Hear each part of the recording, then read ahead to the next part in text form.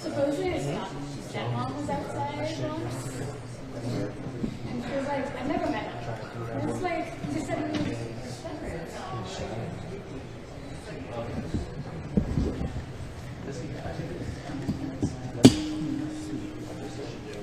I was like, okay, and then I walked away. Yeah, that's what I figured.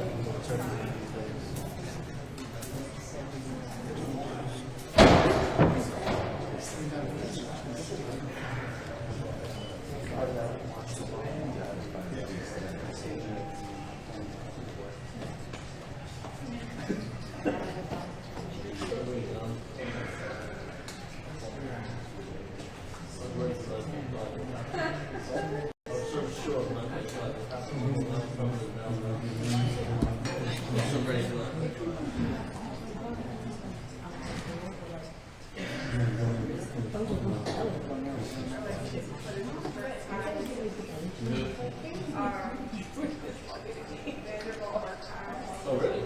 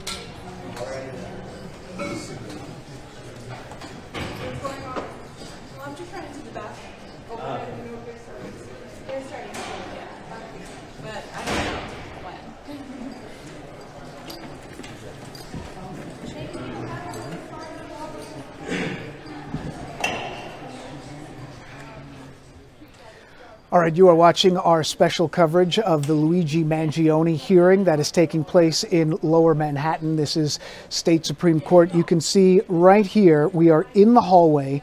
Luigi Mangione is not in the courtroom yet. This is Gregory Caro's courtroom, New York Supreme Court Justice. He is expected to eventually preside over this case as it presses forward. Today, though, this is a hearing that focuses on the evidence. Again, it's expected to start in just a few minutes. As we look down the hallway here, we do expect that Luigi Mangione will be coming around that corner. He will be escorted by the guards, by the officers of the court into that courtroom, and that's when the proceeding will begin. We've got a couple of different angles of this that we want to show you. This is another angle that we have that is further down the court. Let's go ahead and take a look at that. You can see this is further down the court. The officers there kind of blocking the view, but at some point Luigi Mangione will be walking down that hallway, around the corner, and into the courtroom. We're also outside this morning, and you can see outside there are supporters of Mangione who have been gathered there all throughout the weekend, all throughout, even since Saturday night. We started to hear people who've basically been camped out. And then, of course, there are the journalists, the bloggers, the true crime case experts who are there in court. So what's happening today? Well, Luigi Mangione returns to Manhattan State Supreme Court today. Judges and attorneys begin what could be a week-long hearing to determine whether key evidence obtained during his arrest can be used against him. This is very, very important. An important decision here and set of decisions for one of the most high-profile cases that we've seen in the last 10 to 15 years. Mangione, of course, taken into custody last December. It's really been just about a year since the crime that took place. He's accused of shooting and killing United Healthcare CEO Brian Thompson, essentially an execution that happened in Midtown Manhattan. We want to go to Haley Fixler. Haley is outside the courthouse this morning. You've been tracking this case all morning, Haley. Haley, got to warn you, if Mangione walks down the hallway here, we will cut into that and we'll come back out to you just to sort of react to what's happening. But talk to me a little bit about what we're expecting today. I kind of went over some of the broad details, but you've got a little bit more closer look at what's happening. What's going on? Yeah, absolutely, Dan. So the judge, we know, has blocked out several days for these pretrial hearings. And this all started when Mangione's legal team, they petitioned to have some pieces of the key evidence kept out of the trial. So some of that evidence includes the fact that the 27-year-old's legal team says that he was not read his Miranda rights until about 20 minutes after police officers got in touch with him and started talking to him when they made that arrest in Altoona, Pennsylvania. So right now what they're trying to do is they are trying to argue the fact that because he wasn't read his rights right away, that anything he said up until that point should not be used in court. They're also hoping to get the what was found in the backpack, which was a notepad, a notebook, and a silencer. They want that suppressed. And allegedly this notebook contained a manifesto, and that's where allegedly Mangione wrote a manifesto saying that he wanted to, quote, whack an insurance executive. So that's apparently where his plan was outlined. Mangione's attorneys say that police did not have a warrant to go through the backpack, and so they are pushing for these two pieces of evidence to not be used when it comes down to the trial. So, Haley, I mean, just listening to what you're saying there, I mean, you're talking about the potential murder weapon. We're talking about a diary of some kind that, you know, whether or not you can call it a manifesto is probably going to be part of what they're talking about today. But when we talk about some of that stuff, I mean, potential murder weapon, diary, manifesto, these are key pieces of evidence for the prosecution, and the debate then is whether or not they were obtained legally. And I think you talked to a legal expert sort of about what this all means. I think we can play that sound just about what he is going to say and his take on it. So let's take a listen to that as we wait for Luigi Mangione to enter the courtroom here this morning. I think that there's still going to be a solid case against him, no matter how these motions come out. I do think he's likely to win one of the motions, which is the motion to suppress statements that he made because he wasn't given his Miranda rights right from the time the interrogation started. I think it was clear that they'd focused their attention on him as the murder suspect, and so they should have at the least given his Miranda warnings to him then. They did not, so any statements after that would be suppressed. So what he's talking essentially about there is he doesn't think that the murder weapon, the diary or manifesto, but possibly any statements that he made that could be incriminating because he wasn't immediately read his Miranda rights, could be tossed out. What did you take away from that statement, Haley? I know you've been listening to that and sort of thinking about and what that could mean this morning as you're outside the state Supreme Courthouse this morning. What did you make of that? You know, I'm not a legal expert, but we've talked to quite a few over the course of this case, and if that does happen, like David Katz just mentioned, then that does happen. What I also found was interesting was that he said that he doesn't think that the judge will toss out the fact that police didn't necessarily have a warrant to go through the backpack and find the notebook and the weapon. And he said that that was because, A, there was some cause. So in some court filings that were filed on Friday, officers apparently said that they had some safety concerns. They were worried about what was in that backpack. There was a several-day manhunt to find Mangione in Altoona, Pennsylvania, and so they were concerned what he might have. So they said that there was a safety concern, and that prompted them to search that backpack, to look for any weapons, to see what he had in there. David Katz also mentioned the fact that they would have gotten a warrant at some point anyway. This was a backpack that someone that they arrested had in his possession. The chances of them finding it later versus on the scene they were going to find it anyway. Right, so that's something that I thought was interesting when we spoke with David Katz. It's interesting too. I mean, essentially this is someone who is suspected of murder and carrying out really just a high profile situation there in Midtown, something that is essentially an execution. So in some sense, those officers, they may have been thinking that they have to protect the public from someone who is a clear threat. And here we are. It's 10:09 on a Monday morning after this long holiday weekend. You've got dozens of photographers that we can see right now in our shot as we look down the hallway here, waiting for Mangione to come around the corner. You've got people outside. You've got people who you saw, Haley, who were lined up. I mean, are you seeing people with actual tents and things down there? I mean, what are you actually seeing just in terms of the anticipation for this thing? We did see some tents this morning, and I'm going to see if Al, my photographer, it's going to be a little bit hard because we're restationed in the media pen, but if he can turn all the way to where the protesters are, just to give you a look at what we're seeing. You can see some inflatable costumes, some signs, and then if you look to the left, you might be able to make out one or two of the tents. Right. But I mean, people have been out here since I've been out here since very early this morning, and so we saw people then. But there's no more line outside of the courthouse because court hopefully will be starting soon. But there are people waiting outside to see what happens. Yeah, and my understanding is that at least 2 or 3 rows of people inside will be his supporters, people who, whatever you take away from this evidence that has been presented and been put out in the public so far about that he was disgruntled with how the healthcare industry in the U.S. is operated. Those are the allegations. Those are the things that are said to be in this diary. Whether or not this diary or manifesto is allowed to move forward in the actual courtroom, that's a different question, but certainly it was something that resonated with thousands of people all across the country and sort of led to him taking on a really sort of pop culture role. Don't want to use the word celebrity, but a pop culture role in some sense. Okay, Haley, thank you very much. I know you've been out there all morning, and as we sort of get a little closer to this thing started, I want to check back in with you just to sort of get your take on a few of the different things that they're going to be talking about. So we'll check back in with you soon. Haley, thank you very much. She is on top of things out there at the courthouse. A lot of good information, Haley. Thank you so much. Okay, so here we go. It is 10:11. We are right here live inside New York State Supreme Court. Luigi Mangione returning to court today on Monday. He's not inside the courtroom yet. We thought this would start somewhere in the 9:30 range. We're going to take a break from our discussing this for a second, but don't worry if you're watching on YouTube, TikTok, Fox Local, we are going to keep this camera shot up.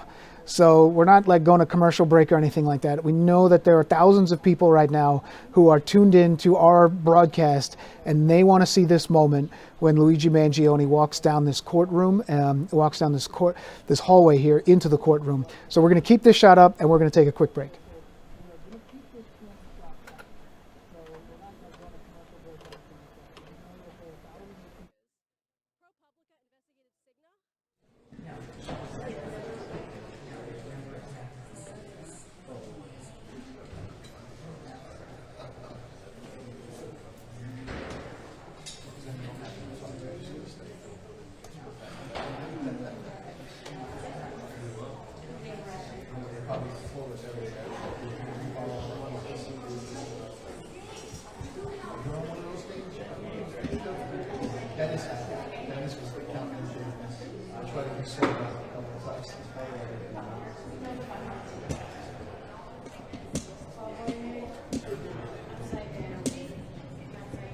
Cup got denied.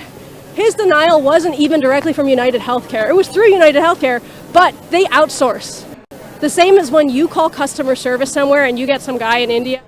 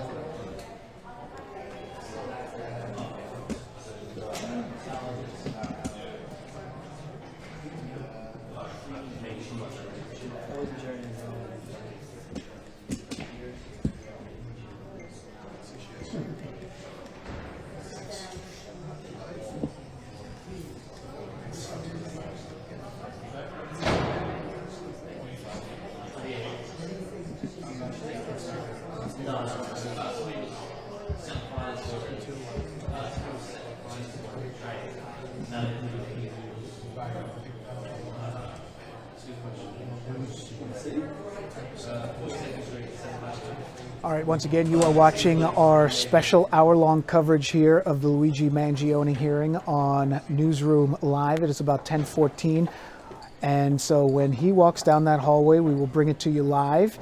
It is expected to happen in the next minute or two. We've got cameras all over the courtroom. This is sort of when he walks around that corner. You can see where that gate is. He's going to walk around in front of those courtroom officers, past the hallway that would be just to the right, and into the courtroom, which is just behind us there. So what is this hearing all about today? It is about the possibility of suppressing or getting rid of some of the key pieces of evidence that were seized early on in this case: a notebook, digital materials, phone contents, electronic files, all central. Prosecutors positioning these items as proof of planning, ideological motive. If they were excluded, of course, prosecution would lose a whole lot of key pieces of evidence. Not necessarily expected that that will happen, according to the legal experts who we've been talking to, but certainly some of the statements he made early on, depending on when his Miranda rights were given to him. It was a 15 to 17-minute stretch between when they stopped him and when those rights were read, to our understanding, and that could be a big piece of it there. So we're tracking this, and we're going to keep this shot up. I think we're going to keep this shot up because I know there are thousands of people now who are tuned in on YouTube, who are tuned in on TikTok and on the Fox Local app, and you want to see this shot when he comes walking in. But as we wait for this, it's important to know what else is going on outside, because we got a serious situation that could be happening over the next day or two. So Audrey, we're going to bring you in. Audrey, I don't know if this is the first time that you've been doing your weather with the backdrop of a state Supreme Court hallway. Yeah, I think it is. I think it is likely, but you know, that's one of the beauties of Newsroom Live, is we can kind of bring you multiple events, screen and screen, live events as they happen. Picture in picture. Exactly. So this hearing is going on today. I think they're going to pick it up on Thursday and Friday, which may be good, because on Tuesday and maybe even Wednesday, well, Tuesday, at least Tuesday, right, we're going to get it. Okay, so okay, let's we're going to keep this video up. Let's talk weather for a second. Okay. What's going on with our weather? Yeah, you know, today, Dan, everything's fine. It's going to be sunny, nice day, a little breezy, so it could feel chilly in the shade, but we're really awaiting a storm system that's currently developing across the midsection of the nation. You see the temperatures right there, pretty decent. And that storm is going to work its way eastward and affect us tomorrow. So in the pre-dawn hours, we're going to start to see snow moving into the tri-state area. By the way, tonight's lows are going to be below the freezing mark across the entire region, so that's going to set the stage. We're talking lows in the teens and 20s across north so in that's the like, Hudson Valley. that's like real winter feel right at that point. And when we have that cold of an atmosphere and that dry, that's just going to help hold snow in place, which is what's going to happen tomorrow morning. Right now, we're experiencing mostly sunny skies, but this time tomorrow, it's going to be a real mess. We're going to have a lot of snow north and west of the city. It's going to be an icy mix just north and west of the city. The city, Long Island, central and southern New Jersey, as well as southern Connecticut, this is going to be mainly a rain event. We're not expecting snow in those areas I just mentioned. However, the rain will be pretty significant. We could see 1 to 2 inches throughout the day. Now here comes on our future cast. In this mode, it's showing rain. Look good. No, and actually, it's not set up. That one's not set up in a mode that's my bad. I didn't set it up for the snow mode, but it does indicate that we're going to see a lot of moisture. When it's all said and done, we're expecting about 4 to 7 inches. What? Yes, in places like Sullivan County, Orange County. Okay, so that's is that what we call north and west of the city? Right, well, we want to go hear you say west, that. Sussex, New Jersey, that Okay. county. The higher elevations in western Passaic County too, that's also possible, a good Oh, really? 4 to 6 Okay. there. 4 to 7 is really the average we're going with here. And then anywhere else south of there, you could see an inch before it changes over to an icy sleet. So I don't think you're going to see much in the way of shovelable snow. Also to note, that snow that I just mentioned up further north, it's going to be a heavy, wet snow. So that's really just So is it because the ground has gotten colder? Like, does the ground need to get colder for that snow to start to stick, or is it just because this is like a significant storm that's coming? both, actually. Very good Okay. question. So the ground will be cold enough, yes. It is a significant storm as well. Now, the dynamics of it being wet snow have to do with the column of air above the surface and how the moisture is moving through it. So some of the snows are actually going to come down really hard, like an inch an hour, Wow. and we're going to see it really pile up. So there's the winter storm watch. We have an effect in the areas in blue. That's where we'll see the 4 to 6 inches, or 4 to 7. In the purple is where we'll see more icing after an initial burst of snow. And then along the coast where you didn't see anything in effect there, that's where we'll see mainly rain. So if I'm commuting to work tomorrow, From you know, where? I'm coming through the tunnel, I'm coming through the bridge, or coming over the bridge, or you know, Holland or Lincoln, or maybe from the East River crossings, I'm gonna be dealing more with like it's that time of year where it's cold and it's kind of Raw. rainy. It's like Yeah. that's what I'm going to be dealing with Icy, tomorrow morning. yes. Now, Okay. if you're coming from Long Island and you're doing a morning commute, I would say if you leave between 5 and 7, you should be fine. Oh, really? Yes, I think it's anyone who comes in starting on 6, 7, 8, you're going to be coming into the storm Yeah. from Long Island. Now, New Jersey, different story. There, no good for you. No good. After 4 a.m. So that's okay. it. All right. But today we're okay. Yes. Today, enjoy it while we got it. We'll get out and do the things you need to do today. Okay. Today's the day. Although I know a lot of folks are staying indoors for Cyber Monday. That's true, Cyber Monday. And obviously we have a lot of people this morning who are watching what's happening down in Lower Manhattan. I don't want you to put on your true crime hat here unless you want to. But Audrey, I know that whether you're tracking the news headlines closely or not, even if you're just kind of, I'm not saying that you are, but if you're just a casual news viewer, I don't know if you have people like that in your life, but this is a case that kind of has transcended that. I mean, is this something that, you might, especially last year when this was going on, I mean, is this something that people kind of still talk about and still think about? Well, I think now that it's coming up, there's going to be more talk about it. I was here that morning actually working when this all it was unfolding. It's just about a year. It was unfolding Right. as we were on the Yep, air. almost a year ago. I remember distinctly thinking like that really happened. And then we saw the video and it Yep. was very shocking. And then the manhunt, The intensive manhunt, yeah, right? exactly. And the days after that. So I think it's going to be refreshed in people's minds now that this is happening today. So I think there will be a lot of talk. Is this him walking? No, that was last year. That was the high-profile sort of perp walk, as With the they say. mayor, wasn't it, Mayor with the Eric mayor? Adams is there, and it's one of the things that the defense has sort of argued about, that this was clearly an attempt to show him in a negative light there by being, paraded around in the jumpsuit with the law enforcement officials behind him there. And you talk about the manhunt, and this hearing this morning is about a lot of what happened after he was located. That video that you're seeing right there is not from this morning, but it's going to be a very similar shot when he comes walking around that courthouse in the larger picture that we have there. So we'll be tracking it. Audrey, thank you very much. I know you'll be tracking our storm, and we'll be Yes. checking back in with you soon. I'll let you track the court, and I'm going to track the radars. Sounds like a plan. Okay. So Alex, we can sort of maybe take a quick look outside. I think live view 1 is the shot that we have there. So live view 1 is kind of the shot that we have outside the courthouse. Yeah, there you go. You can see some of the barricades that have been set up. Just to the left is where we have some of the other people who've been lined up there. So it's 10:22.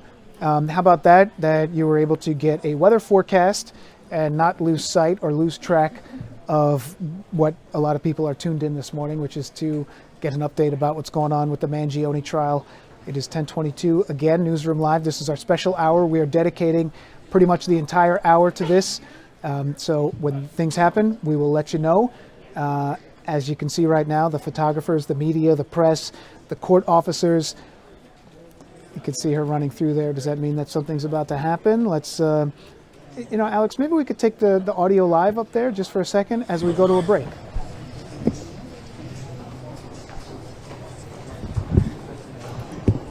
You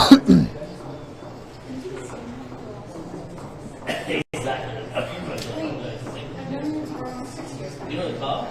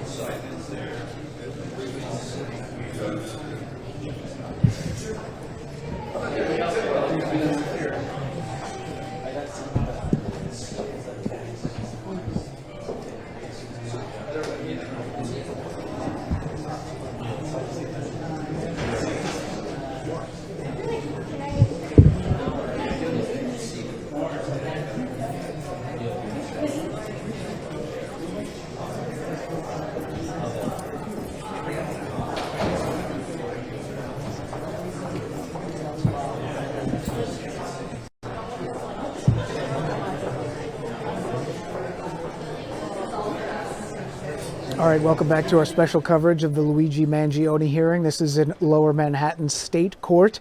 It is 10:25. Thank you so much if you've been tuning in with us since Good Day went off the air. Maybe you were watching this feed the entire time.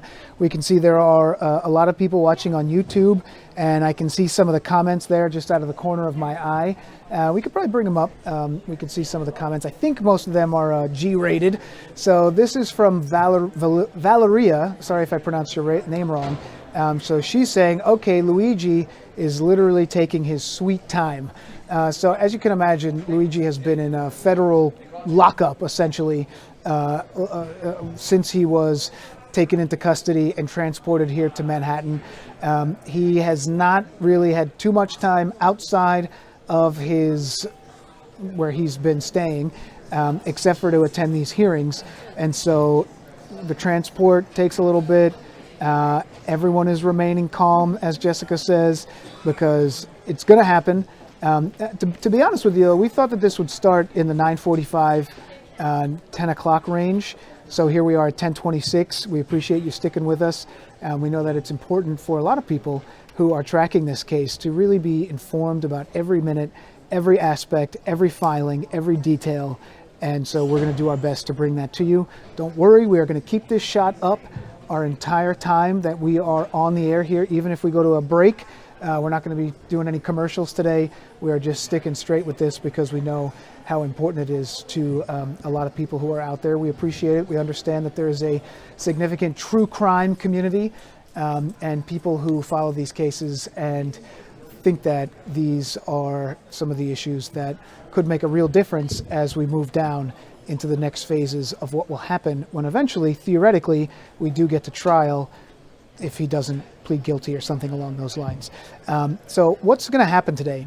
Today is all about the possibility that some of this evidence that was seized could be suppressed. And we're talking about a potential murder weapon, a potential diary, some writings that may be considered a manifesto, and things along those lines. I checked in with Lauren Conlon. She has been here since the very beginning. She's a true crime blogger, and she's also with LA Magazine. She just got that job recently, though, but she has been reporting extensively on the Mangione trial. So as we wait for him to come out, let's check in with the conversation that I had with her. And don't worry, we're going to keep this shot up on the corner, but it really will give you some perspective about what's happening today as we wait, so you can just sort of get all that information. What is it like to cover a Mangione hearing, whether it's the first appearance or something like what's going to be happening on Monday?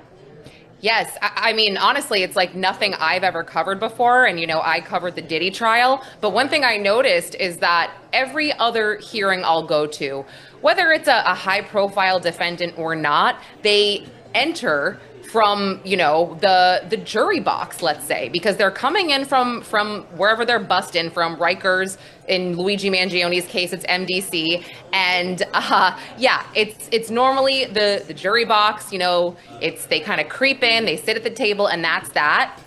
Luigi Mangione, as you know, he walks in through the hallway in front of press, in front of women and men who were there all night waiting for him. They are giving everybody their shot. They are giving everybody the money shot of Luigi Mangione. And it's obvious. This is for the media and for the press, in my opinion. They are making a huge spectacle and show of Luigi. And it's to me, it's very apparent just because I cover so many cases where things are very, very different. And when he is there, obviously there is media, there are sort of the legal people who are there, the attorneys, maybe some family, but he also has this sort of weird clique of supporters who are there as well. I mean, people who wear t-shirts, people who are sort of like outward supporters of his who are there, who are in the courtroom. Is that right?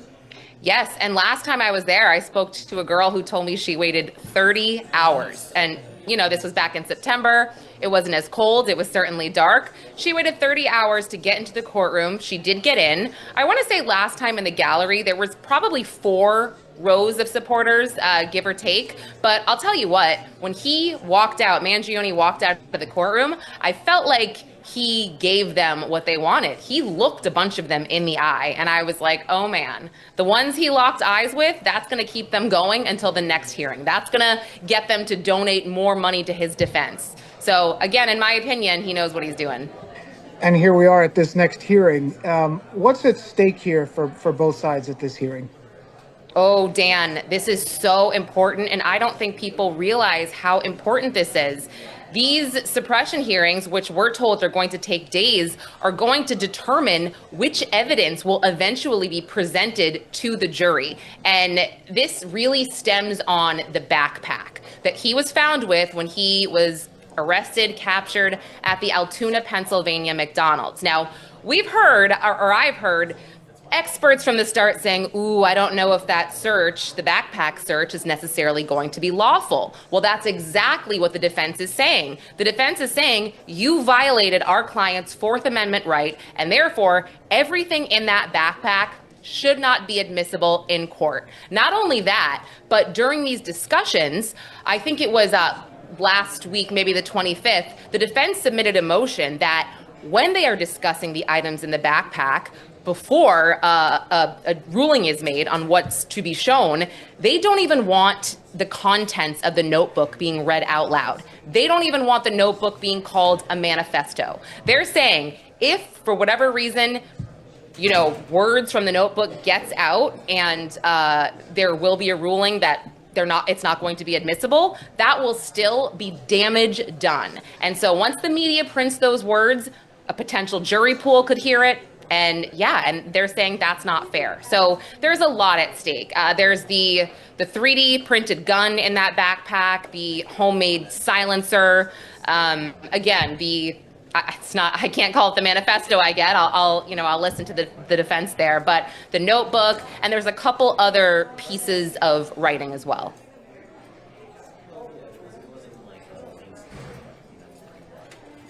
Conlon. That was Lauren Conlon with LA Magazine. We appreciate her insight on this case, and she's actually in the courtroom right now. So I wanted to touch base with her earlier before she went in there because I knew it was going to be crowded and difficult. Look at this guy right here. You see the photographer right there? He's going to be our key, everybody, okay? Because when this guy looks to his left, when he turns that Canon camera down the hallway, that's when we know there's going to be some action. But right now he's looking in the other direction. Oh, there we go. He's looking in the other direction, so I think we're going to be okay. But you know what? And we do have a lot of people who are tuned in on our YouTube channel right now. And we know that this can be kind of a community of people who, it's like a chat room. So people talk, people put out opinions. And so one of the things that you heard Lauren talking about there, Lauren Conlon with LA Magazine, was the supporters of Mangione who are there.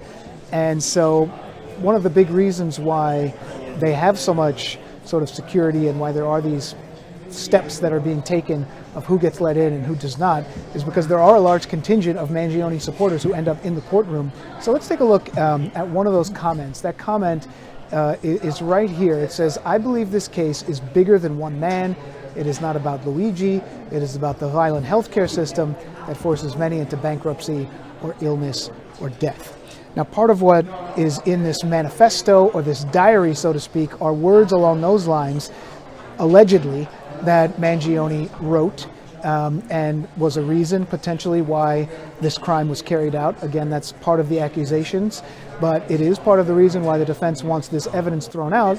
They say it was obtained illegally. But getting more to the heart of what that comment is there, that these are a lot of people in this country who believe that this was some kind of justice killing, so to speak. Now, prosecutors will tell you this is nothing more than a stone cold murder, and that this is someone who cannot take vigilante justice because that's not the way that's not the way America works. That's not the way the world works. You can't take a problem that you have, put it into your own hands, and do something along those lines. But certainly there is this large groundswell of support for Luigi Mangione, and it's a very important part of this case, and it's certainly something that we're keeping track of. We do have another question from a viewer, or a comment from a viewer, again on our YouTube page, and the question is, will we see live inside the courtroom? We are seeing live outside the courtroom. We have a couple different angles. This is the one where when he'll walk around the corner, he's gonna, you see where that guy, the back of his head, the gentleman who had the New York State courts on the back of his uniform there, and the woman there, he's gonna walk just in front of them. He's gonna turn the corner, he's gonna walk into the courtroom. This is Justice Gregory Caro's courtroom, New York Supreme Court Justice, who's presided over a few of the earlier elements of this, and he is presiding over this, but there will not be a live camera inside the courtroom. That's why we're outside. But we will have some still photos of what's going on. So the question is here, Dan, what's happening inside the courtroom? It's a good question. I want to go to our Slack feed, and we can check in with Michelle Ross. And Michelle is one of our reporters who was there early in the morning. And she says, number one, the Wi-Fi in the courtroom is working, and she's going to update us as things go along. She says that Thomas Dickey is inside, which is Karen Friedman Agnifilo, sitting with Karen Friedman Agnifilo. Dickey is Luigi's attorney in Pennsylvania. So you'll remember that in Pennsylvania is where eventually they tracked down Mangione inside that McDonald's, which is where this backpack was located. The backpack, of course, the center of the hearings today. So that's what's going on inside. Our Michelle Ross is in the courtroom as of 10 o'clock right now, 10:36. Nothing has started yet. When it does, you can believe we will bring you the updates. Because it's state court and it's not federal court, you are allowed to have your phones in there, and as long as they have Wi-Fi, they can send out updates as it's happening. But right now, it's not started. So we're going to take a break here in just a second, but we have two shots we can show you. This one here is inside the courtroom, inside the hallway, outside the judge's courtroom, and then we can look at live view 22. It's not the best shot. This is a different angle that we have, and you can see it's a little further down the hallway. Yeah, it's right there. That's a little further down the hallway, and so you can see the court officer with his arm resting against the barricade, because that is where Mangione will be walking in just a couple minutes. Has not happened yet, but when it does, you can believe that we will show it to you. This bigger shot that we're seeing there on the left, we're not going to drop that shot throughout the entire broadcast here, because we think it's important that we see this, because it's important to a lot of you. And you see my man right here, he's waving. So he's there you go. What's going on? He's not waving to us, but he is waiting for the shot. And as long as he's pointed in that direction, the shot's not going to happen. So we'll take a quick break, and when we come back, we'll have a little bit more with Lauren Conlon, and we're going to hear from Arthur Aidala, one of the best legal minds that we have in the New York area, covered so many big cases. So we'll check back in with him too. We'll be right back.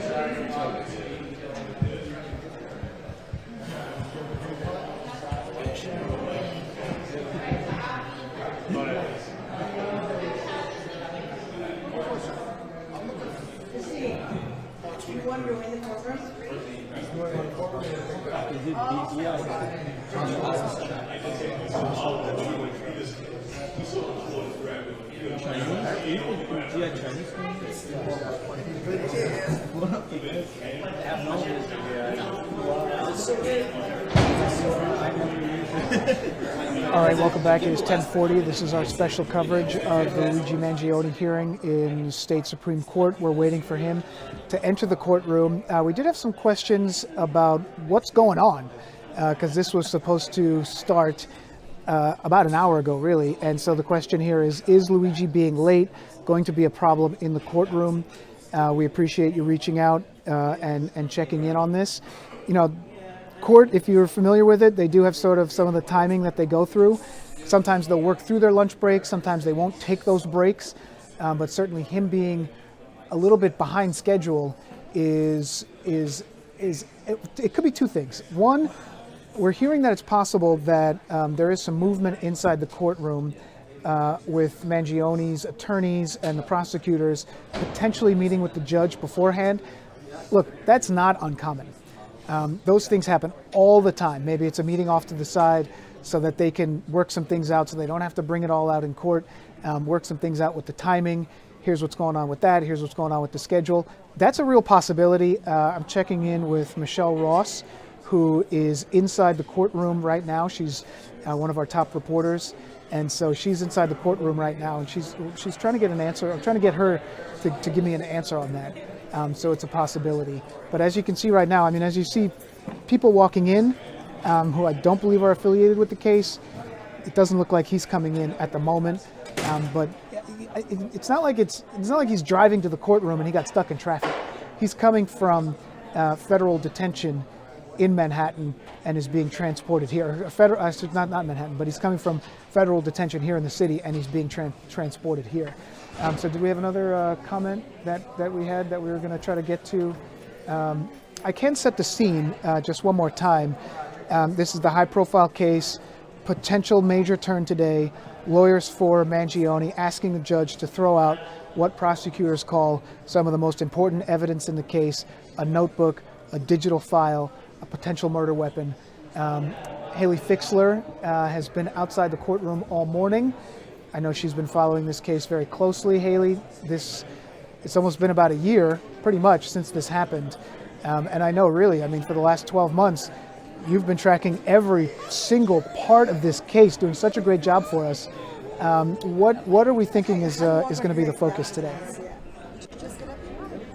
You know, as you mentioned, I think it's about what Mangione's legal team wants to do is throw out some key pieces of evidence. So we've talked about it, and it's really important to just kind of think about the gravity of what they're asking. So again, the statements before he got his Miranda rights is something that they're considering throwing out. And then also the notebook and the silencer that was found in the backpack when he was arrested. So these are really big things that tie him to the murder of Brian Thompson. So it'll be interesting to see what happens and what the judge decides. And it's also important to know that this is just the state case. So the lawyers are asking for this to be thrown out for both the state and the federal case, but this hearing today and for the next few days potentially, this is just for the state case. There is going to be a hearing on this for the federal case. That's going to be in January. So it is possible that it could be different for each of the cases. And Haley, you talk about the federal case and the state case. I know you reported on this earlier, but the state case, can you talk the difference between the possible penalties here? The state case is life in prison. I mean, what's sort of one of the differences there when it comes to what the possible outcome could be?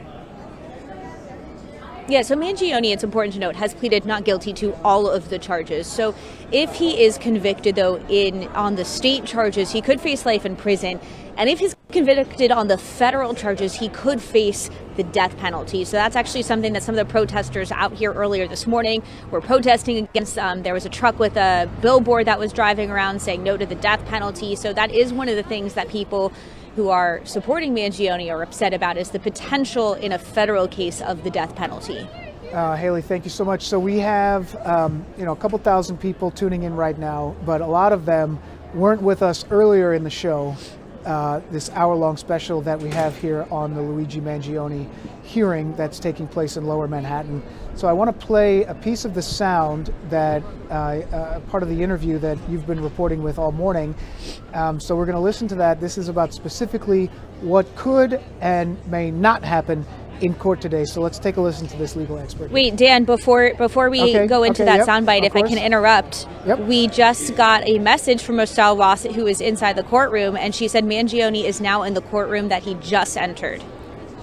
Mangione has entered the courtroom, is what we're reporting this morning. So we've got these angles inside the hallway here and in the other hallway here. So let's, Haley, thank you very much. I want to stay with us just for a second, because this is Michelle Ross, who is inside the courtroom right now, along with a team of other reporters from all across the affiliates here, the networks, the local reporters, the bloggers, the supporters. So Michelle says that everyone is seated where they should be. Mangione was just uncuffed. He entered from a side door. He's wearing a suit and a striped shirt underneath. So, Haley, to bring you in here, photographers are taking those photos now. This is a surprise, but if you followed some of the discussions that these defense attorneys have made since the very beginning, it's that Mangione is being paraded around, and when he's moved and he's paraded in front of the cameras, in front of the media, and in front of others, sometimes cuffed, certainly in the prison garb, that it does make him appear already to be guilty. And so we've heard that there may be these conversations that were happening off to the side. Was this one of the things that was being discussed? That's possible. So Haley, what do we make of this? And then if you could talk a little bit more about what they are going to be discussing today when it comes to that evidence. I think you said some very critical things, the diary, the manifesto, the murder weapon, along those lines. Yeah, Dan, just to go back to the clothing, that is something that his legal team had fought for. They wanted him to be wearing civilian clothing. So he was allowed certain number of pair of pants, certain amount of shoes and socks and everything to make all of these court appearances. So that is something that the legal team for Mangione had asked for and the judge had granted. So it's not really surprising that we're seeing him in civilian clothes today. Michelle did also say that Mangione was just uncuffed. So, things should be progressing soon. So back to what I was discussing about earlier today and the evidence that his legal team wants to get thrown out. So we're talking about the fact that the defense says that the 27-year-old, that Mangione, he was not read his Miranda rights until about 20 minutes after police started talking to him, and that is where they are very concerned. They are arguing that anything he said to them before those Miranda rights were read should be thrown out because he's has the right to have those Miranda rights. And then the legal team also wants some of the items that were found in his backpack. So we're talking about a notebook that allegedly contained his plan to, quote, whack an insurance executive. They want that to be thrown out, and they also want the silencer found in that backpack to be thrown out. Those are obviously significant pieces of evidence. And could be very crucial to obviously the state's case. Prosecutors in both cases, obviously it would apply to the federal case as well. So Haley, thank you very much. I know you've been with us all morning, and I know you'll be covering this case later on. Thursday and Friday is when this will also be taking place today, in addition to today. Haley, so just in that regard, as far as I understand, we don't think that there's going to be a decision today. Because this is going to be a couple days that this will take place this week, right? Yeah, we don't think this is going to be decided today. The judge has had assigned several days, anywhere from 5 to 7, to discuss this. He's going to hear arguments for both sides and ultimately, again, decide what can be used in this trial and what cannot. Okay. Haley, thank you so much. We will obviously be checking back in with you throughout the week. Great job out there for us. We very much appreciate all the reporting that you've had. So here it is at 10:49 on a Monday morning. We've changed the angle of the camera here because the breaking news that we got just a short time ago is that Luigi Mangione has been brought into the courtroom. He was not marched or walked down the hallway. He was uncuffed as he entered the courtroom. After he entered the courtroom, he entered from a side door. So you can see here that the exterior doors here, this is the doors leading into Gregory Caro's courtroom. So Caro, the Supreme Court, the justice here, the judge in this case, has already made a huge decision this morning. He decided, and you have to believe that this was something that the attorneys had discussed previous, because this wouldn't sort of just happen this way. But the judge decided, to the best of our knowledge, that Mangione would not be walked down the hallway. And so the images that we will see will come from the still photographers, and by still photographers I mean the newspaper guys, things along those lines, who are inside the courtroom, who will take those photos. Those photos will then be released. It's called the pool coverage, and then those will be released to the media a little later on. So this hearing is about to get underway. We should get some new details about what they're discussing and how things are going to proceed moving forward. We should get those in just a couple minutes, which gives us a real chance to take a quick break.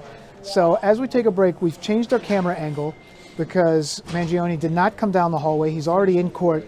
But what we will get at some point are these attorneys, the family members, the supporters who will be leaving. And that's going to be significant when that happens, because obviously every element of this case is important to so many people who are tracking it all.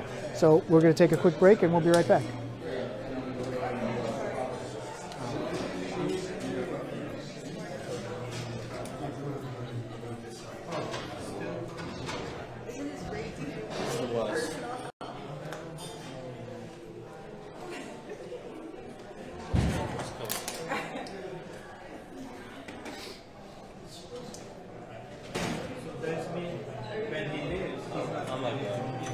I'm not going.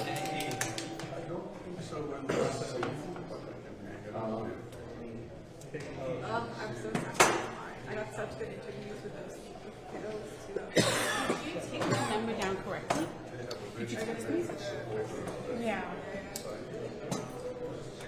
I haven't sent a text yet, but that's you, right? Cool. Yep, perfect. Yeah, this is a while ago, and I couldn't get a hold of it. Nobody would respond to me with it. Right, so going forward, if you have any exclusives, What's that? if they do, you know, Say what? that's depending on what it is. So, Yeah. you never know.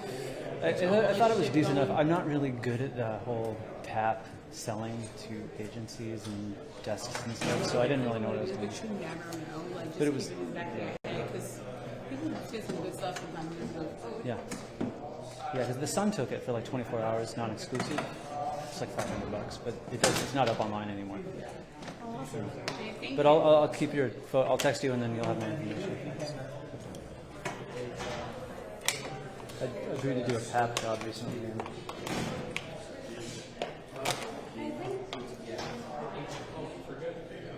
I think it's the one at like 7th Street.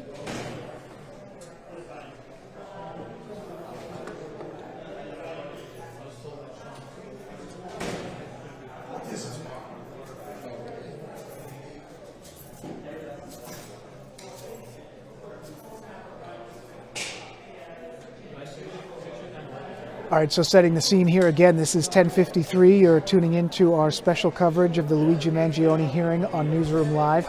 We're taking a live look at the doors of the courtroom because we just got word a few minutes ago that Luigi Mangione is in the courtroom, and we do have some updates that we want to give you of what's already happening inside. Our Michelle Ross, one of our top reporters, is inside the courtroom. She's sitting on one of the benches inside there, so she's getting live updates as it's happening. So that's going to be key to letting everyone know about what's going on as we move forward with this day, which could be a very important day. She said that a supporter, a Mangione supporter in the back, tried to stand up to get a better view. Now, why would they do that? Because think about it. A lot of Mangione supporters are there because they want to see him. And he normally would come walking down that hallway. He'd come walking through the back of the court and into his position on the front, or in the front next to his attorneys at the front table. That didn't happen today, so they couldn't get a glimpse. What will happen today, a discussion about some of the key pieces of evidence. We spoke with one of the top legal minds here in New York, Arthur Aidala, on Good Day. We're not going to lose this shot that we have of the doors of the courtroom, so don't worry about that. In this little box where I am right here, that's where we're going to show the interview with Arthur. So let's take a listen. It's going to give you a real sense of what we're going to be talking about today. It started with Harvey Weinstein's trial 5 years ago. It's all the true crime bloggers. It's not Fox and the regular affiliates. So they take up all the seats in the courtroom? Yeah, kind of. No, but what the court officers, the New York State court officers are fantastic. So there's like 2 rows for Fox and NBC, ABC, CBS. But then the rest of them are people who pay to be there to watch these hearings. Now, these hearings are very important. Really very, very important. They're typical. They happen in every criminal case where it's appropriate to have them. The first one's going to be what's called a MAP hearing.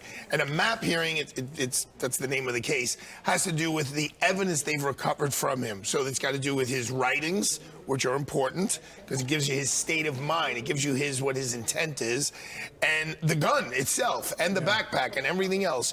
So the judge is going to hear whether those were obtained the right way. The defense is saying, hey, you were allowed to grab the backpack, but you weren't allowed to look at it until you had a warrant, and they didn't have a warrant. So that's the first hearing. That's probably going to go on today and tomorrow.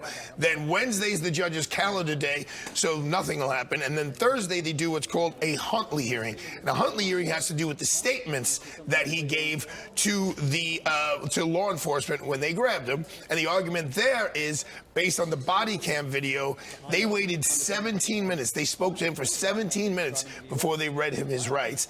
And the real issue there is, was he free to leave or not?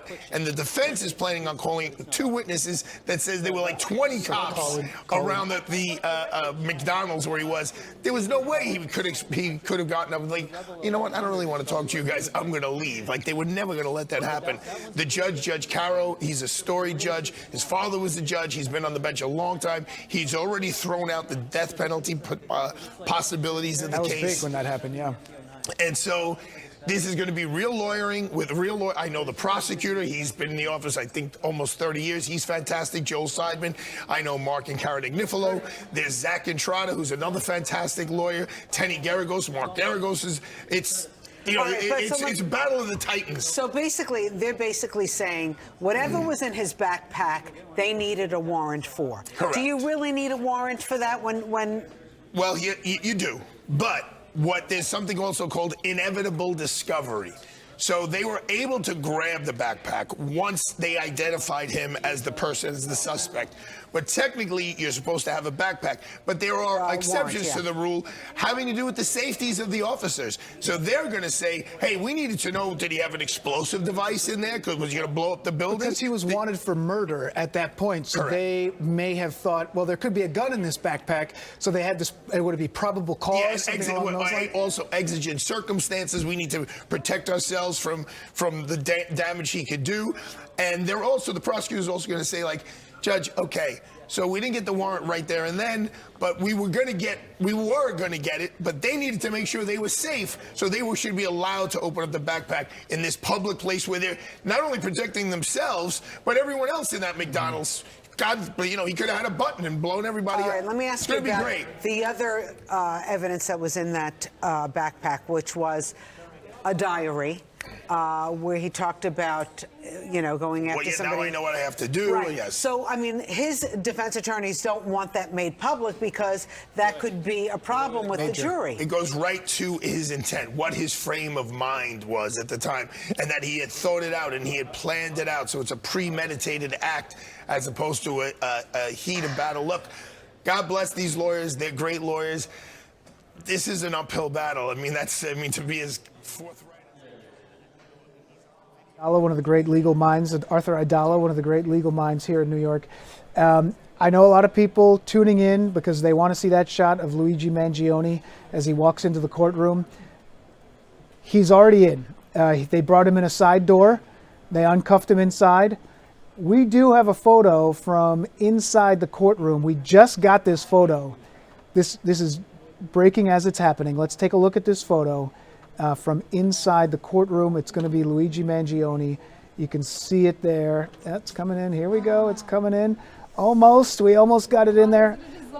Okay, so let's see if we can get Mangione. We know he's in there. So what happens sometimes is there it is. There's the photo right there. All right, so this is Mangione in court today. This is just a few seconds ago. This photo was taken. We're almost out of time here on Newsroom Live. We are going to keep updating you throughout the rest of this morning. Critical here, Mangione is in a blazer, collared shirt. He's not wearing that other prison garb, the bright orange uniform that he'd been paraded down the hallway in before. They did not parade him down the hallway today. He's inside. He is uncuffed. This is a hearing about whether or not some of the evidence in the case that was initially seized in the backpack in Pennsylvania when he was first taken into custody will be allowed. So we will see what's going to happen. These are the first images that we have from inside the courtroom. You can see there is possibly some family members, certainly his legal team that is there beside him. And as we get more on this, we're going to have it. We'll keep this shot up there for just a couple minutes. We're going to sign off, right? We're going to sign off here. Okay, so we're going to sign off. And then for anyone who's tuning in on YouTube, TikTok, Fox Local, however you do it, we're going to put the shot of the courtroom back up from outside because at some point his attorneys are going to walk out, family members may walk out. That'll be significant. Possible they will stop to talk. Sometimes they do it outside, but sometimes if you scream a question at them, they do it right there. So you can see this is our double box. That's Mangione in court today. That's somebody's forearm. Hopefully we turn back to the other way and we're going to get a shot of the door. But either way, we're going to continue our coverage. We appreciate you joining us. I know somebody said they got up early all the way on the West Coast because they wanted to see that shot of Mangione walking down the hallway. It didn't happen today, but we do have some information and we do have some breaking news that we will continue to update you on. So stay with us. You've been watching Newsroom Live. I'm Dan Bowens. We appreciate it.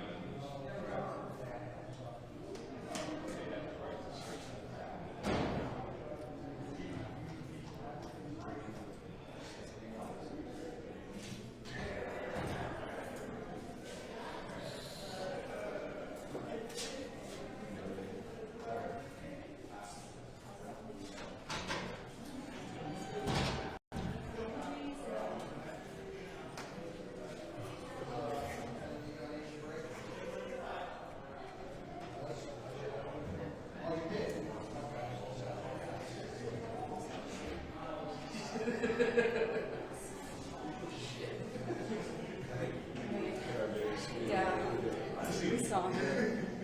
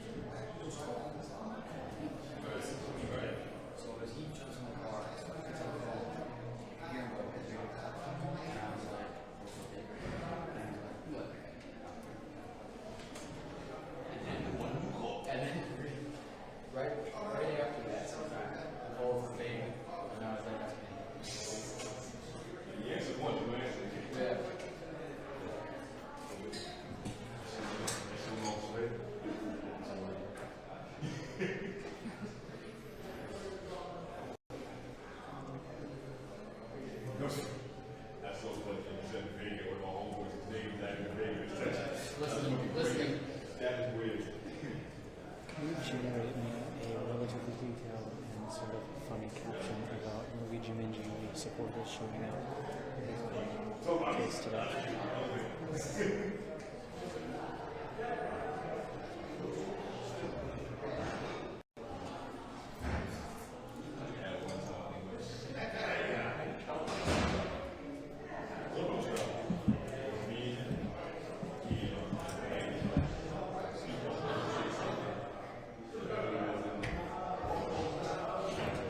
This is more than walking a single file line.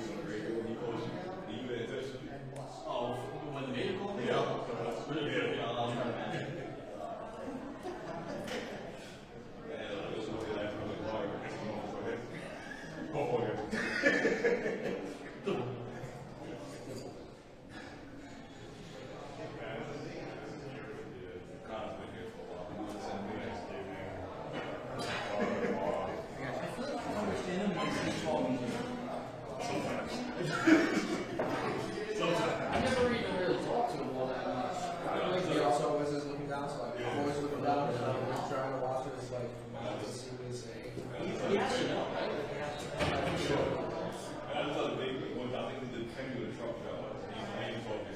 He comes over and says something. So as he walks away, I don't know.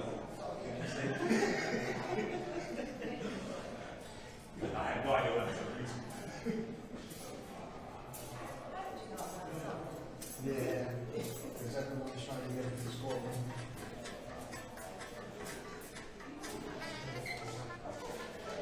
Pick up every other word in this. You piece it together.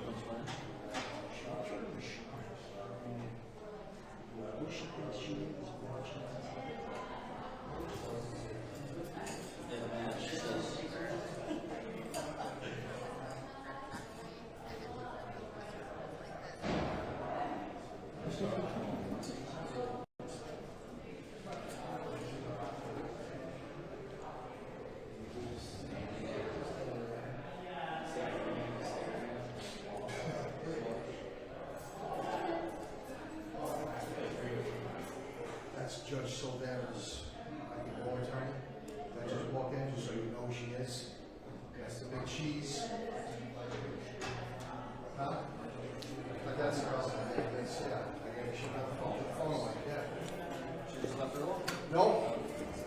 No, because they would call her in there, so I think we tell her how to get before they get his words, and then somebody gets in trouble. Sure. I got a. So they look out for us. All right. Starbucks already? Sure. Monday? Yeah.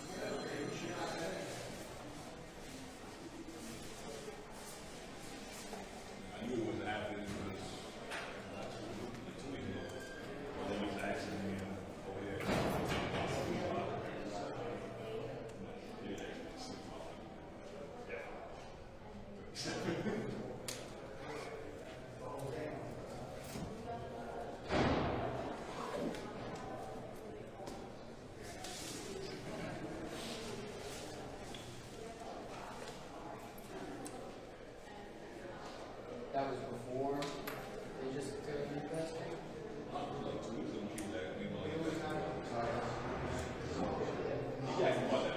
We first got here, and actually, I was just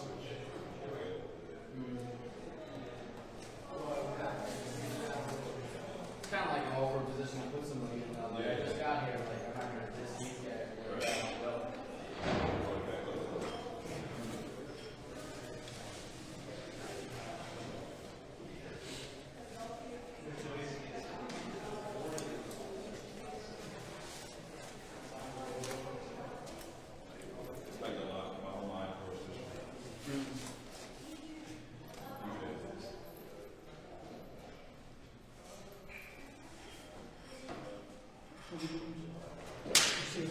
See you next time.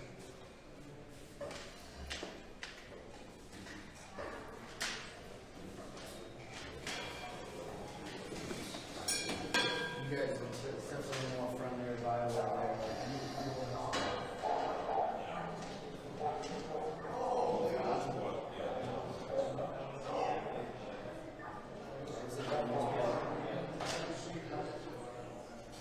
I have to. It's kind of on the scene. It's only like an outdoor shit. Before Christmas, when the West Kids came, me, Alvarez, and Quinn made a move. Well, not like he made a move, but we want to come over here, you know? So we went over towards like Ozzy and A-Rod, Chewy, and I got to take a walk around. I offered Alvarez if he wants to lose, and he was like, nah, I'm sorry. But I was told, like, keep it on the DL, because there were some other ones that didn't have a second one yet. You know, probably knew about it.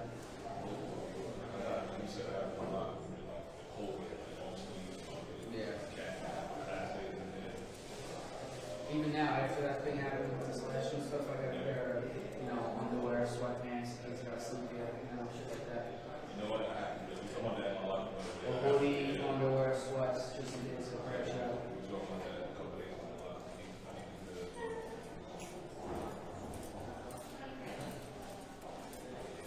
Oh, I got the second shot.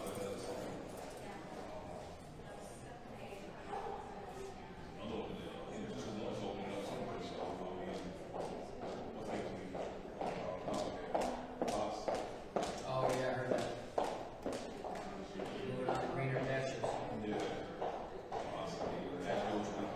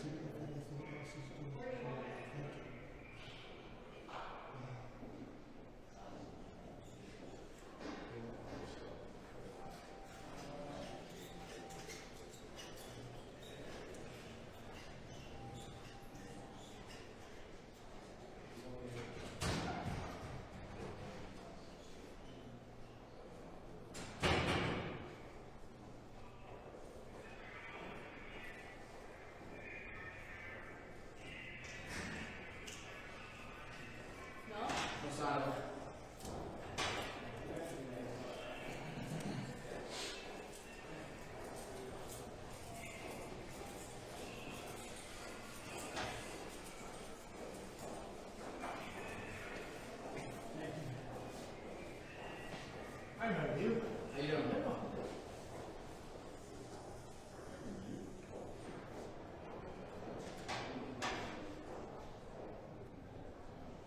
the last time he was here, when it was in 59, I didn't remember until he said that. We were chatting. I forget about what. But it was like both sides. It was like the lineman in press, and then the camera press, and then all of a sudden everybody said, saw my name. And they were like,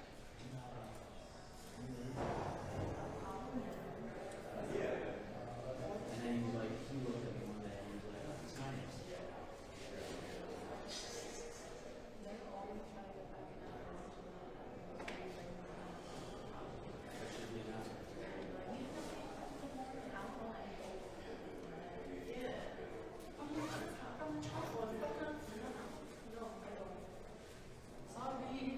So there's a new line at Courtroom, right? It's supposed to be that way, right?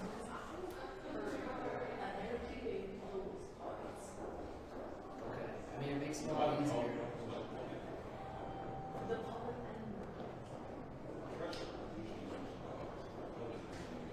I've never even seen it.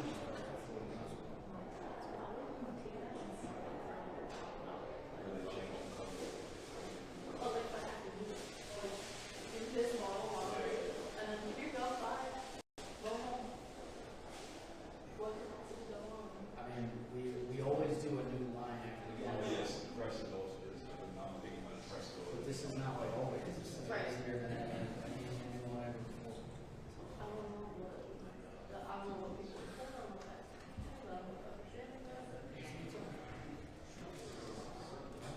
You're to the end of the day. I'm here till they come to that sentence. I'm glad I brought a seat.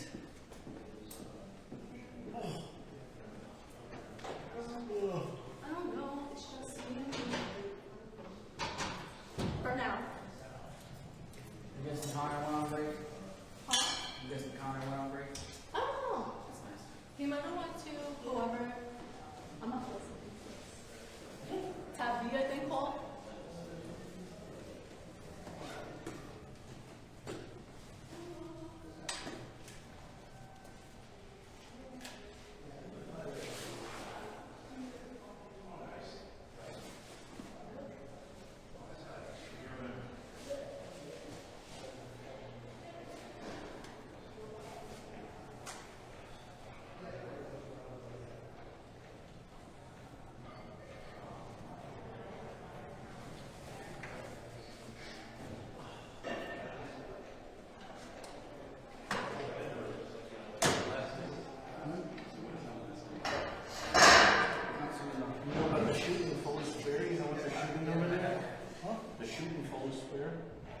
Shooting like a gun or a film? Whether it's Law and Order or whether it's Yeah, it's film. But I don't know what it is. Yeah. I'm going to look for breakfast in an Advil. Maybe a water. Don't drink the water in the bathroom. I heard. Lead pipes. That's why all the water fountains have been ripped out throughout the whole building. But there's a machine downstairs that sells probably water. Maybe see you later.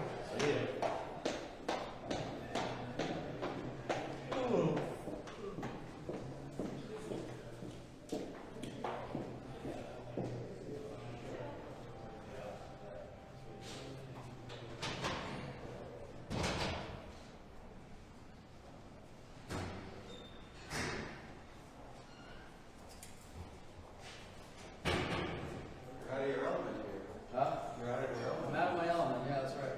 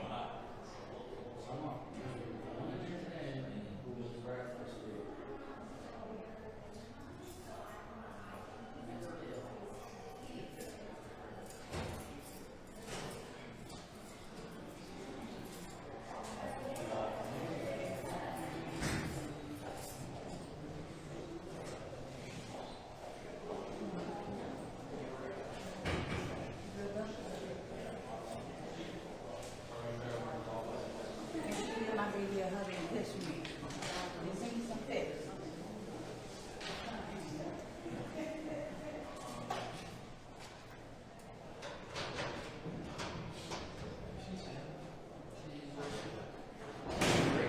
No, just for a second, I need to talk to somebody.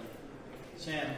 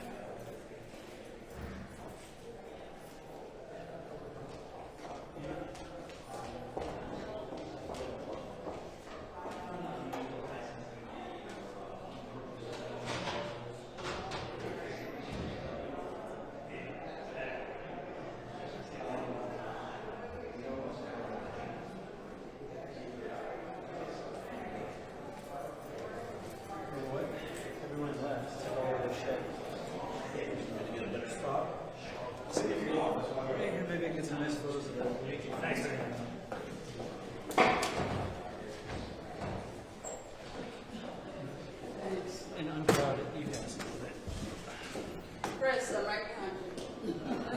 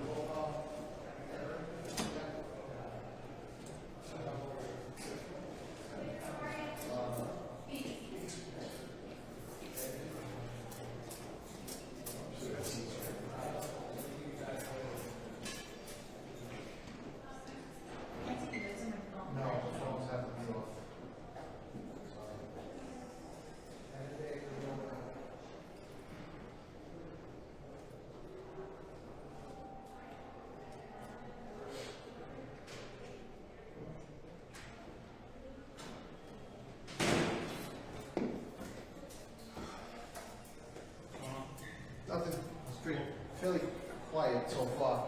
We just got back from D. They had a guy who acted up on his spot. Yeah, it was sent to B. So he was all right. Don't know his name, not sure. I'm waiting for Emily to call. She got these two guys on. Huh? You got Beard? He's been off for a while. Reggie Dorsey. He's an original. Oh, gee. That's old too. Old in case super old. Yeah, but it never disappeared. He didn't used to be a problem. He hasn't been a problem. Has been a problem lately?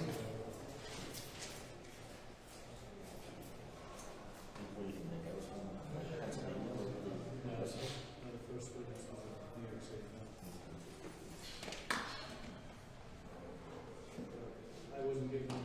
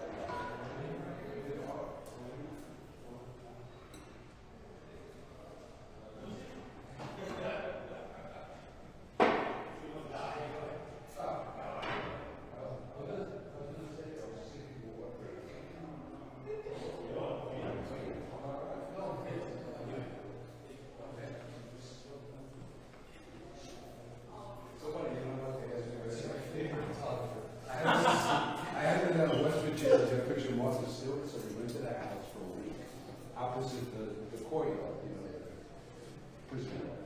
We're up there for we didn't see it once, blah, blah, blah.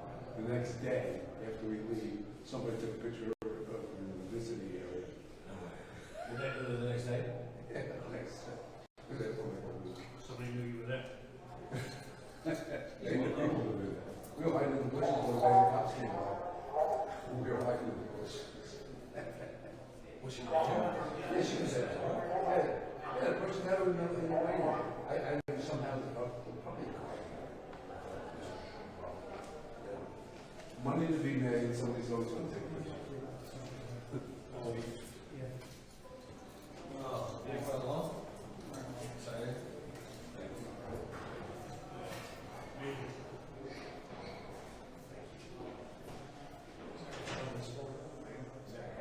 Yeah, that's right.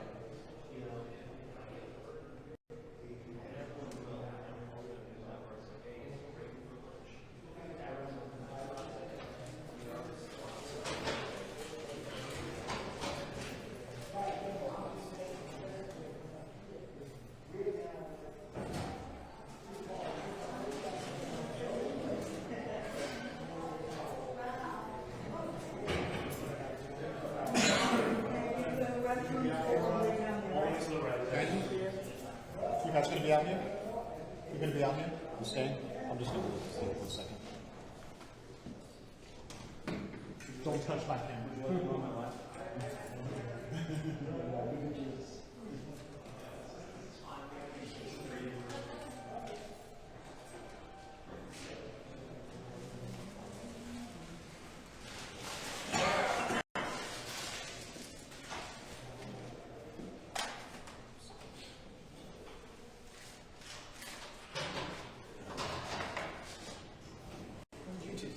I sat on the bench and I made a bunch of money. My life is so hard some days.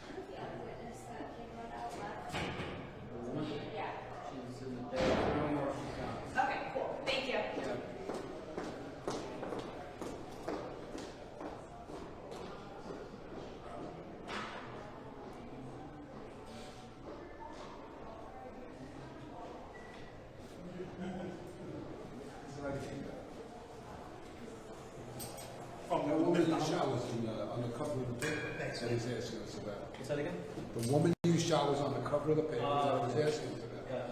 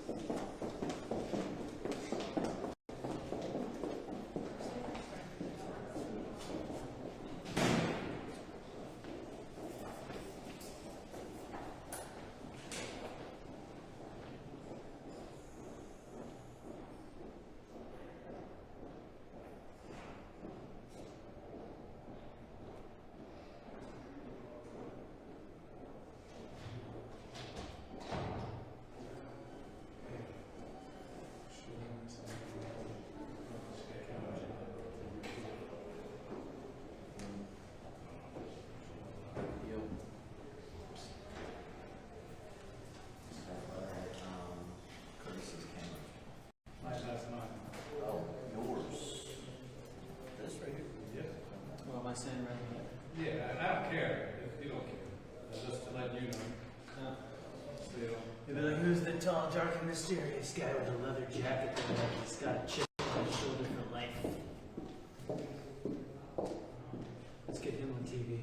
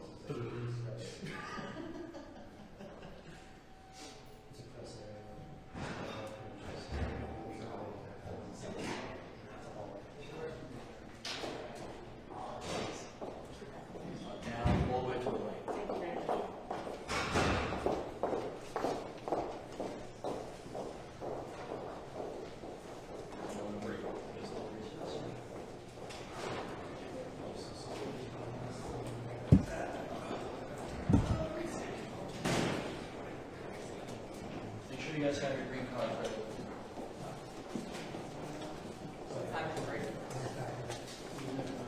Hey, you're good. No. You didn't see get photos? No. Well, they got photos in the court.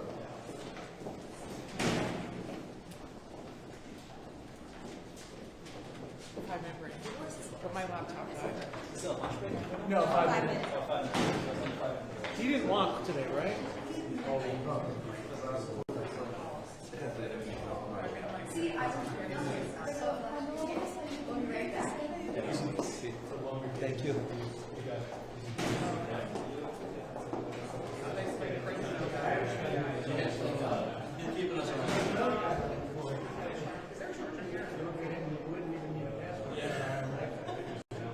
First name Sean too, so yeah. One of them. There we go. Two bosses here are Irish too, pretty much. She and Laney. Hey, buddy. Good to see you.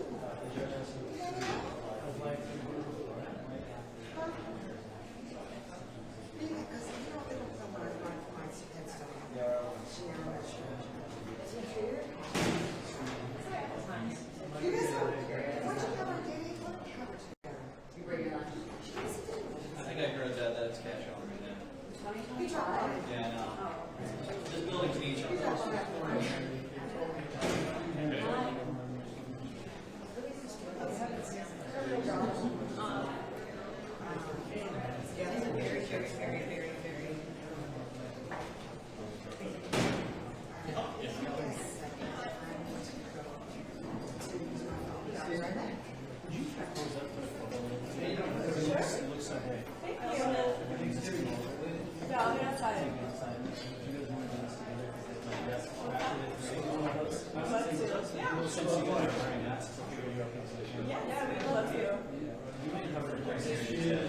I was.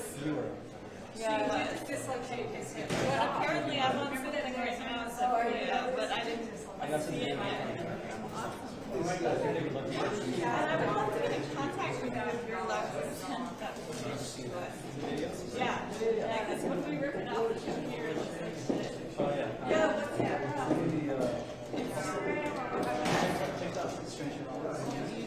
Same on Are you coming here? I'm a freelancer. Okay. I'm just on assignment. Oh, wow. Luigi in his suit. Oh, yeah. Yeah, so, yeah, because we're waiting back. Okay, let me get your ID because I don't want to speak to that. Let me see. I don't know what you're at, right? Yes. Hi, a girl. Nice to meet you. I recognize you. I've been going outside. I'm so tired. Yes. Break if you want to do like just simple things outside and maybe like video interviews. I'm nervous about leaving. Can we do it in the courts? Oh, yeah. We're in the lines kind of texting night, so we're a little paranoid. No, we can't. Yeah, we had a heater though. It was kind of cute. I mean, I was dozing off because we slept terribly. I was dozing off in there, but then I took a little vibe and I'm good to go. She was like, I'll be here. Yes. Okay. And if not, we can do it right after we cut it. But let's do it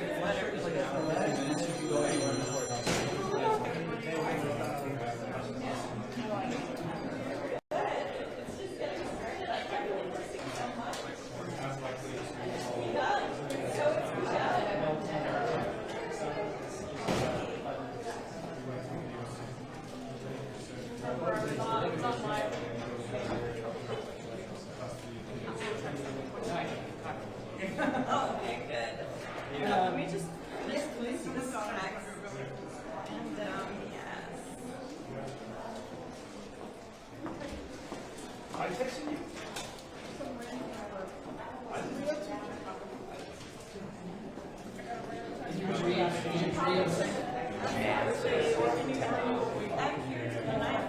Okay, let's just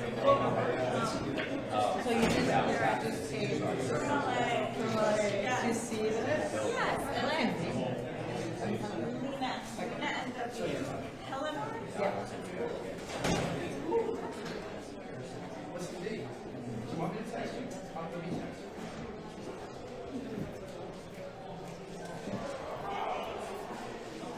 I like this so much better than the other hearings. You go to the bathroom. Before it was all short.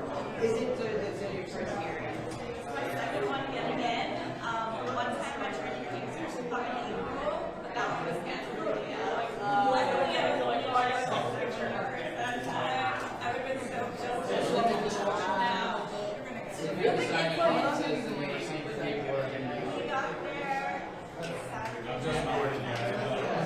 Proof that I'm here. Yeah, we got 10. Yeah. So you're right. The only way to do it. It's not like this. Tune into So what we did is we drilled and foxes. on your bread. You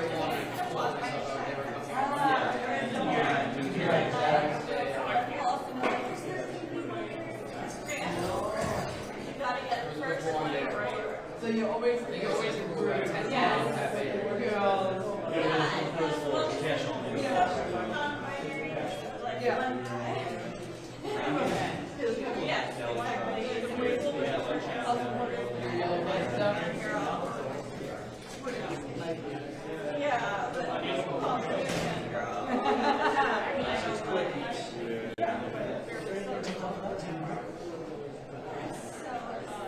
Joining the other side. I mean, I'm on just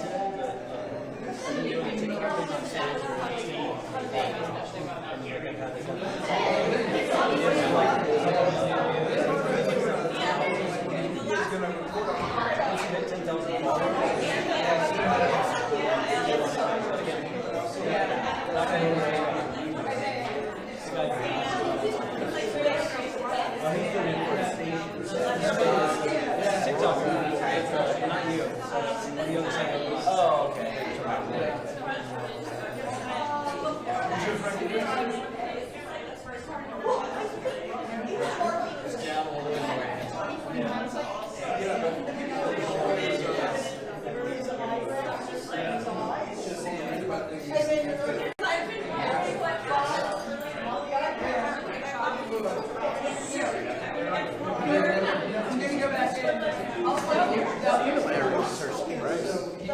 I have a funny story about it.